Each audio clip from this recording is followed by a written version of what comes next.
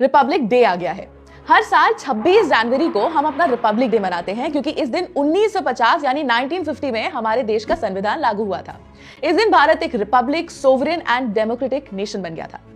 ये सब तो आई एम श्योर आपको पता होगा, लेकिन क्या आपको पता है कि रिपब्लिक बहुत तरीके के होते हैं?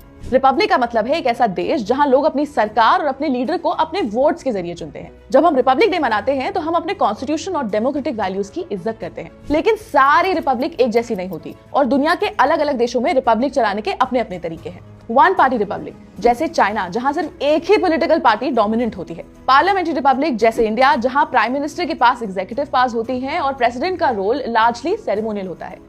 इंडिया को एक कॉन्स्टिट्यूशनल पार्लियामेंट्री रिपब्लिक भी कहा जाता है क्योंकि हमारा संविधान देश की गवर्नेंस का फ्रेमवर्क डिफाइन करता है और सुप्रीम लॉ है। प्रेसिडेंशियल रिपब्लिक जैसे यूएसए, जहां प्रेसिडेंट डायरेक्टली लोगों के वोट से चुना जाता है और वो एग्जीक्यूटिव पावर्स का लीडर होता है। सेमी प्रेसिडेंशियल रिपब्लिक जैसे फ्रांस, जहां प्रेसिडेंट और प्राइम मिनिस्टर मिलकर देश को चलाते हैं, यानी दोनों एग्जीक्यूटिव पावर्स को शेयर करते हैं। थियोक्रेटिक रिपब्लिक जैसे ईरान, जहां एक स्पेसिफिक रीजन के प्रिंसिपल्स देश के लॉज और गवर्नेंस को गाइड करते हैं। फेडरल रिपब्लिक जैसे यूएसए और जर्मनी, जहां पावर सेंट्रल गवर्नमेंट और स्टेट्स के बीच डिवाइडेड होती है। तो USA presidential and federal Republic हुआ। भारत भी एक क्वाज़ाई फेडरल रिपब्लिक है जहां सेंटर और स्टेट्स के रोल डिफाइन किए गए हैं। भारत का रिपब्लिक होना इसलिए भी खास है क्योंकि इसका कॉन्स्टिट्यूशन हमें एक इंक्लूसिव, डाइवर्स और डेमोक्रेटिक देश बनाता है।